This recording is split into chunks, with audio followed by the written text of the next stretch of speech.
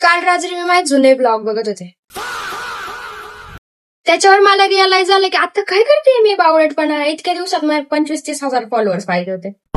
मग मी स्वतःलाच प्रश्न विचारला की तू तुझ्या आयुष्याचं वाटोळ करून टाकलं का व्हिडिओ बनवायचं बंद करून. मग फिरून फिरून विचार आला की तुला 17 वेळा तर कपडे बदलण्यातच वेळ जातो. मग तुझा वेळ जातो कुठं. व्हिडिओ कशी बनवशील तर फिरून तू ह्या स्टॉपवर येते तर तुला वेळ कुठून भेटणार. हा राग त्याच माणसांसाठी ज्यांनी मला नाव ठेवले कारण मी जॉब करत नव्हते आणि आता जॉब करायला लागले तर मला वेळ भेटत नाही. मी खूप वेळा विचार केला की मी पुण्याला जाईन आता कारण इथं पेमेंट नाही मला वेळ भेटत नाही. बस लेट येते हे होतं ते होतं अशा 1000 कारण आहे माझ्याकडे.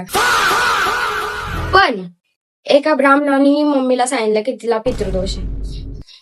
काय आहे पितृदोषवाला भगवान क्या गलती कर दी मैंने ऐसी.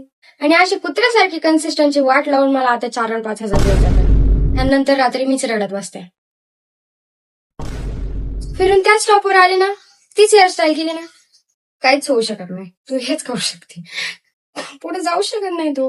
मला जायचंय पुण्याला.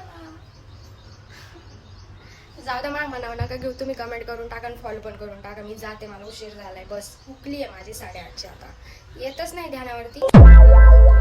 Bye bye.